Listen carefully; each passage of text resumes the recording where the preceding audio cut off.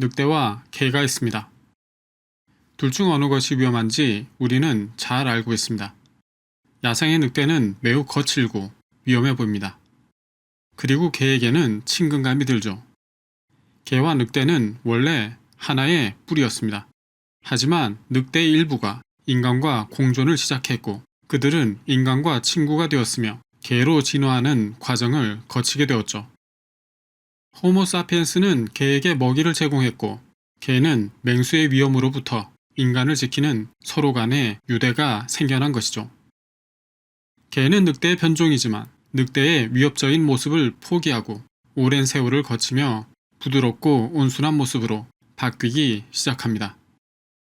먹이를 주는 인간에게 귀염을 받을수록 생존에 유리했기 때문에 그렇게 진화한 것이죠. 30만 년 전 호모사피엔스도 개와 비슷한 과정을 겪게 됩니다. 일반적으로 야생의 환경에서는 자기 방어를 위해서라도 위협적인 형태로 진화하는 것이 생존에 유리하지만 호모사피엔스의 외모는 특이하게도 점점 부드러워지고 있었죠. 윌리엄스 증후군을 가진 사람들은 착해 보이는 외형을 지녔고 다정하고 사교적인 성격을 가지고 있습니다. 처음 보는 사람을 두려워하지 않고 모르는 타인에게도 친밀감을 나타내는 과사회성을 지니고 있습니다. 윌리엄스 증후군의 이러한 특징은 7번 염색체 이상으로 생겨나는 것인데 호모사피엔스와 개는 이런 유전자의 돌연 변이를 적극적으로 받아들여 진화한 것입니다. 이 유전 질환으로 호모사피엔스는 타인을 만나도 경계하지 않고 두려움 없이 다가갈 수 있는 친절함을 가지게 되었죠. 원래의 자연계라면 동족이라 하더라도 낯선 사람을 만나면 극도로 스트레스를 받아야 하지만 호모사피엔스는 그런 스트레스를 견디는 쪽으로 진화했습니다. 호모사피엔스는 생존의 위협이 될 수도 있는 이 유전적 질환을 적극적으로 받아들입니다. 그로 인해 낮아지는 공격성과 여성스러운 외모는 세로토닌과 옥시토신 같은 호르몬의 분비를 늘렸고 동족 간의 소통의 능력으로 이어지게 되었죠. 오늘날에도 첫인상이 부드러운 사람이 끌리는 이유가 여기에 있습니다. 무리 내의 구성원뿐만 아니라 다른 무리와도 교류할 수 있는 사교적 능력이 생기게 된 것이죠. 집단의 규모 7번 염색체 이상으로 사교성을 발달시킨 호모사피엔스는 연대하는 능력이 생겼습니다. 외부 집단과의 교류를 통해 서로 도움을 줄 수 있었고 새로운 기술과 지식을 공유할 수 있었으며 교환이나 거래가 나타났는데 이런 것들이 전체 호모사피엔스의 생존력을 끌어올리게 됩니다. 호모사피엔스를 사회적 동물이라고 부르는 이유이겠죠.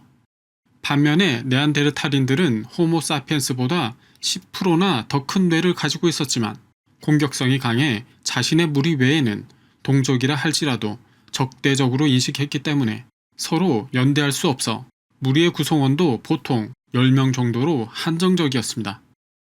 반면에 낯선 일을 두려워하지 않는 개방성과 낮은 공격성으로 진화한 호모사피엔스는 100여 명 이상의 큰 무리를 이룰 수 있는 힘을 가지게 되었죠. 전두엽의 발달로 호모사피엔스의 무리가 커지면서 사회성이 생겨났습니다.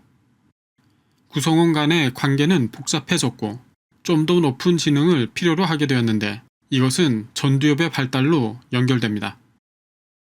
옥스포드 대학교 진화심리학 교수 로빈 덤바 박사는 지성을 담당하는 전두엽의 크기는 그 종이 만드는 무리의 규모와 연관성이 있다. 전두엽이 작은 네안데르탈인은 10명 정도의 무리를 가지고 있었고 전두엽이 큰 호모사피엔스는 150명 정도의 무리를 형성하고 있었습니다. 네안데르탈인과 호모사피엔스의 두개골을 보면 네안데르탈인의 뇌가 호모사피엔스의 것보다 컸다는 것을 짐작할 수 있습니다. 그리고 각각의 특징이 아주 잘 보이죠. 네안데르탈인의 강력한 턱을 보면 육체적인 강인함을 짐작할 수 있고 호모사피엔스는 이마가 볼록하다는 특징을 보이고 있습니다. 호모사피엔스의 전두엽이 잘 발달했다는 것을 보여주고 있는 것이죠. 전두엽은 고지능을 담당하는 영역으로 인간이 복잡한 사고를 할 수 있는 이유이기도 합니다. 언어의 힘 네안데르탈인도 언어를 사용했지만 호모사피엔스와는 비교할 수 없을 정도로 단순했습니다. 언어의 기원을 설명해주는 폭스피2 유전자가 있습니다. 이 유전자의 특별한 배열을 보고 언어의 사용 유무를 알 수 있죠. 호모사피엔스만 폭스2P의 특별한 배열을 가지고 있다고 봤지만 네안데르탈인의 폭스-P2 배열도 호모사피엔스와 같다고 판명이 났기 때문에 그들도 단순한 언어 정도는 구사했을 것이라고 추정되고 있습니다. 하지만 고도의 언어를 사용하는 것은 호모 사피엔스 뿐이죠. 무리의 구성원이 많아지면서 관계가 복잡해지고 정보가 생겨나기 때문에 이런 것들을 전달해야 할 필요성이 생깁니다.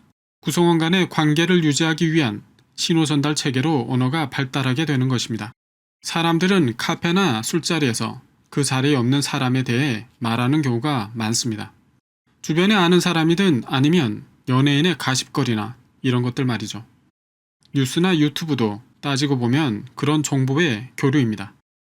시간을 거치면서 수많은 정보를 언어로 변화시켰기 때문에 우린 충분히 모든 것을 말로 표현할 수 있을 정도가 되었죠. 언어의 발달이란 대단하게 시작되는 것이 아닙니다. 뒷담화나 거짓말 같은 하찮은 것들로 발달된 것이죠. 하지만 그 힘은 너무나 막강했고 그 힘을 얻은 호모사피엔스는 단순한 계획이나 함정을 미리 만들 수 있었겠죠. 네안데르탈인에게는 치명적으로 작용했을 겁니다. 보이지 않는 것을 믿는 힘. 전두엽과 언어가 발달한 호모사피엔스는 보이지 않는 것을 믿는 힘이 생겨나기 시작합니다. 다른 말로 하면 추상성을 이해하게 된 것이죠. 추상성을 안다는 것은 호모사피엔스 무리에 엄청난 폭발력을 제공했습니다.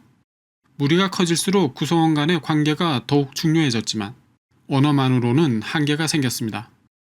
큰 집단을 지탱하기 위해서는 다른 무언가가 필요하게 되었죠. 호모사피엔스는 눈에 보이는 현상 말고도 어떤 믿음, 사랑, 슬픔, 신뢰 같은 보이지 않는 추상적인 감정들을 인지하고 있는 상태였는데 이것은 보이지 않는 신화적 허구를 만들어낼 수 있었고 공유할 수 있다는 뜻입니다. 현대인은 종교나 미신, 귀신 같은 것을 믿는 것을 아주 평범하게 생각하지만 진화적 관점에서 보면 이런 행위는 아주 고차원적인 부분입니다. 보이지 않는 어떤 것을 믿는 힘은 허구의 이야기를 만들어내어 동질감을 형성하면서 큰 무리를 결속하게 됩니다. 그리고 멀리 떨어진 호모사피엔스 무리와도 허구적인 이야기를 공유하며 동질감을 느낄 수 있었고 적대감 없이 교류할 수 있었던 것이죠. 개개인보다 집단이 강하다는 걸 호모사피엔스는 알게 된 겁니다. 무시무시한 힘을 얻게 된 것이죠. 바늘의 발명. 작은 무리에서 이루어지는 오랜 육아는 생존에 위험했습니다. 태어나자마자 빠르게 환경에 적응해야 했죠.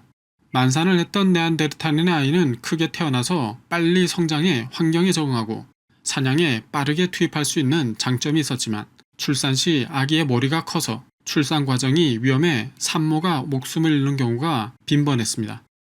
반면에 무리가 커진 호모사피엔스는 공동육아가 가능했기 때문에 조산하는 쪽으로 진화를 했고 출산의 안정성이 높아지게 됩니다. 작게 태어난 아기는 적정기간 육아의 단계를 거치면서 사회성을 배우게 되고 뛰어 놀기도 하면서 다양한 경험들을 할 수 있었습니다. 아이들의 긴 육아와 놀이 과정은 엄청난 창의력으로 연결되었고 이로 인해서 호모사피엔스는 바늘을 발명하게 됩니다. 평상시에는 큰 문제가 아니었지만 빙하기가 찾아오자 치명적이었죠. 네안데르탈인과 호모사피엔스가 충돌하던 시기는 비름빈기였습니다. 아주 추웠던 시기에 네안데르탈인은 짐승의 가죽만 대충 두른 정도였지만 호모사피엔스는 이때 바늘을 사용해 몸 구석구석을 가릴 수 있는 옷을 만들어 입었습니다. 거친 환경과 매서운 추위 앞에서 옷을 만들어 몸을 보호하고 보온할 수 있다는 것은 엄청난 진보였습니다. 현대도 쓰고 있는 바늘이 이때의 발명품입니다. 정말 대단한 발명품이죠. 북부에서 진화해 추위에 강했던 네안데르탈인이었지만 동물의 가죽을 두르는 정도로 몸을 보호하기에는 빙하기의 추위는 만만하지 않았고 남부에서 진화한 호모사피엔스는 추위에는 약했지만 바늘로 가죽을 꼼꼼하게 이어붙인 덕분에 몸을 따뜻하게 보온하고 보호할 수 있었죠. 결국 호모사피엔스의 여러 능력들이 동시에 시너지를 내며 먹이 경쟁을 하던 네안데르탈인을 절멸시킵니다. 그리고 호모사피엔스는 지구 곳곳으로 뻗어나가 세상을 평정하죠. 더 이상 경쟁할 다른 고인류는 존재하지 않았습니다. 지구에는 때마침 빙하기가 지나가고 따뜻한 날이 찾아오고 있었습니다. 이제 인간이라고 불러야 할 슬기로운 호모사피엔스는 전두엽이 발달해서일까요?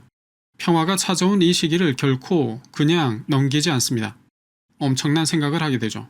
지구상에 없었던, 이전에 없었던 굉장한 것을 생각해냅니다. 이야기는 계속됩니다.